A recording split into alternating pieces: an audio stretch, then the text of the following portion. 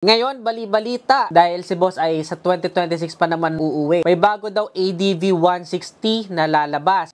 Ito, magandang tanong, netizens. Sir, pauwi na po ako mula abroad next year, 2026, para mag for good. Bala ko sana bumili ng motor at ang first choice ko ay ADV 160. ADV 160 na naman, guys. For touring, like long ride, at syempre, panghanap buhay na rin. Humihingi po sana ako ng advice sa'yo about sa motor na to. Kung okay po ba ang choice ko at kung ano po ba ang pros and cons nito kung sakali. Sana po mapansin nyo. Thank you po.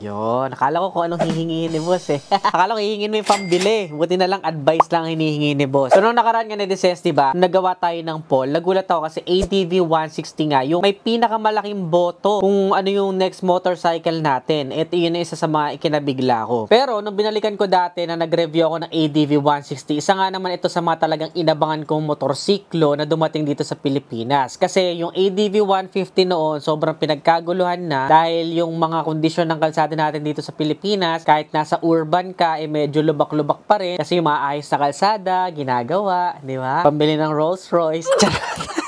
Pero makakasabay pa rin siya kagaya ng hindi inaasahang pag-ulan, 'di ba? Yung mga bagyo-bagyo, malalakas na hangin. Marami sa atin mahilig nga talaga mag-long ride, kaya napaka-perfect talaga ni ADV kahit nung 150cc pa lang noon. Then nang nilabas na yung 160cc, ayan na. Diyan na nagsimula na magkagulo ang ating mga netizens. Dahil yung reklamo nila na medyo mabagal nga daw ang ADV 150 ay nasolusyonan na ni Honda nung nag-add sila na gawing 160cc yung displacement nito. So yun, natandaan ko lang kung bakit sobrang patok talaga ng ADV 160. Ngayon, bali-balita dahil si boss ay sa 2026 pa naman uuwi. May bago daw ADV 160 na lalabas. Sabi nung ADV 160 na group nung nakita natin na nakaraang vlog. Meron nga daw bagong lalabas pero wala naman yatang major upgrade. I think magkakaroon lang ng ilan sa mga feature kagaya ng road sync. Pero we will still see. Siguro sana merong mga bagong kulay, no? So ang pros po ni ADV 160 netizens, syempre unang-una sa lahat, dual sport tires. Pwede kahit anong condition. Maisipan mo na tumawid ilog, mag-off-road, kayang-kaya. At yung iba naman netizens, kung di nila type yung dual sport na tires, ay nagpapalit sila ng pang-road tires. At I highly recommend kung magpapalit kayo, itry nyo yung Beast tires kasi yun yung kilala na natin na talagang makapit sa kalsada kahit na maulan. Very durable at pangmatagalan. Tapos, Debaso na. Siya yung isa sa mga nagpauso ng Debaso na rear suspension or sub-tank. Kaya maganda yung feedback niya sa mga bumpy roads. Though ito ay personal experience ko lang, mas nagustuhan ko yung suspension noong ADV 150 compare sa ADV 160. Somehow, may pagka-stiff na yung suspension na ADV 160. Siguro dahil nga dinagdagan nila na displacement and made for speed na siya. Kaya magugustuhan nyo naman to kapag ka medyo cornering or sharp curve yung inyong mga likuan. Maganda pa rin naman yung suspension niya sa front. And yung windshield niya, netizens, ay talaga nakakatulong para hindi tayo napapaspasan ng hangin kapag ka mabilis na yung facing natin sa ride. Napaka-useful niya netizens at malalaman nyo lang sinasabi ko once matest drive nyo na siya sa mga sobrang open na highway, malalaking kalsada. At the same time, meron din siyang Honda Selectable Torque Control na kung saan kapag ka medyo malumot or madulas ang kalsada is hindi tayo basta-basta mag-i-slip or masisemp lang. Kasi sisynchronize niya yung likuran na gulong, papabagalin niya ang ikot niyan sa unahang gulong para hindi tayo tuluyang mag-slide. So napakaganda po niyan. Magugustuhan niya kapag ka medyo maulan at napadaan kayo sa may mga lumot, madudulas na kalsada, or kahit buhangin pa nga. Gumagana talaga yan at useful yung Honda Selectable Torque Control na yan. Syempre, ABS. Isa sa pinaka-importante is yung ABS. Ayan. Yung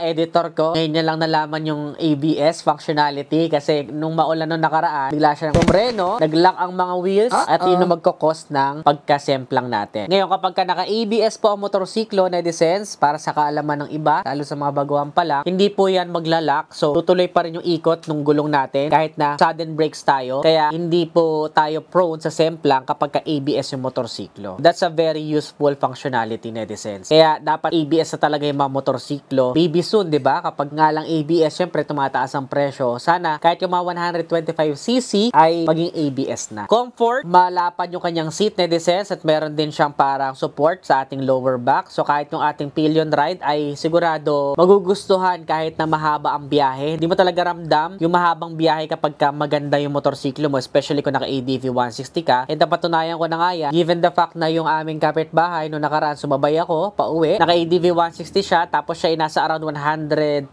kilograms, mabigat siya, malaking tao, pero comfortable pa rin ako kahit na maliit na lang yung space na natira para sa aking upuan bilang angkas. So napaka-comfortable po niya kahit sa pillion ride. Kung iangkas mo yung misis mo, magugustuhan niya yan, especially kung magpapakabit ka ng top box para may konting sandalan. Meron din tong napakalaking seat storage na Edices na kung saan pwede mo ilagay yung mga essentials mo sa mahabang biyahe, especially yung full face helmet, kasya din po sa under seat storage niya. Malaki din ang kanyang fuel tank capacity. Fuel efficient din siya, Edices, kahit na 4 valves na po siya. Magugustuhan nyo kapag napunta na kayo sa mga liblib na lugar dahil hindi gaano kadami ang bilihan ng gasolina doon. Kung minsan yung mga nakabote-bote lang. So kahit na mapunta kayo doon, mapunta kayo sa mga bundukan na lugar, makakababa pa kayo ng hindi nauubos basta-basta yung inyong gasolina. Malayo ang mararating mo bago ka mag-refuel. Ngayon, kung sa cons naman, Edices, or para sa akin yung points for improvement kay ADV 160, kahit kasi naging 160cc na yung displacement niya, isa sa napun ako ay nakukulangan pa rin talaga ako sa torque or acceleration niya sa hatak niya, Edices. May mga solusyon naman dyan kagaya ng pag-upgrade ng panggilid. Hindi yun na kailangan magpakarga ng makina. Para sa akin, yung panggilid will be a big help. Pero yun nga lang, stock to stock, yun yung isa sa mga napansin ko. Kaya kung medyo habol mo ay speed and power, pwede mo idagdag sa listahan mo ng pamimilian si NMAX, si Aerox. Actually, si PCX 160 somehow good din, pero they share the same engine. Maybe magkaiba sila somehow ng konti sa calibration or sa panggilid, sa size ng bola and such stuff. Pero yun yung iba sa mga option mo. Pero ang nagustuhan ko dito kay Bossy na nagtatanong ay talagang ADV 160 lang yung option niya. I think decided na talaga siya sa ADV 160 at naghahanap lang siya ng konting tulak para i-confirm kung tama ba yung decision niya. And I'm here para i-second opinion na back up pa yung iyong choice, Netizen, na okay talaga si ADV 160. Aside naman doon ay wala na ako nakikitang points for improvement sa kanya. Siguro magdagdag na lang sila ng other colors as choices na pamimilian natin bilang consumer. Isa yun sa mga points for improvement ko. Overall, in total, napaka-konti lang talaga ng cons ni ADV 160 at wala na akong ibang masabi pa na cons nito. Kasi personally, na-test drive ko na rin siya, nagamit ko siya for a long time at marami din akong friends na isa yan sa mga inirecommend ko na bilhin nila at di rin naman talaga sila nagsisi. So yun lang, Netizens, ang ating Q&A for today's video. I-comment nyo muna dyan sa ibaba kung ano pa yung mga iba ninyong mga katanungan na pwede natin sagutin next vlog. Dahil yung iba sa inyo gusto ng ganitong sitting vlog lang, para nagkakwentuhan lang tayo. Kaya kung may mga question pa kayo dyan na magiging insightful para sa iba pang mga netizens natin, drop your question at baka kayo naman ang sagutin natin next vlog. Para kay sir na nagtatanong, congrats in advance and welcome back na agad. Sana magustuhan mo yung choice mo and balitaan mo kami kung ano yung magiging feedback mo. And sana maabutan mo kung sakali man na totoo ang sabi-sabi na darating na ang next or pinakabago na ADV ngayong 2025. Give this video a thumbs up, subscribe. Again, this is Ned Adriano. Always keep it cool, ride safe always.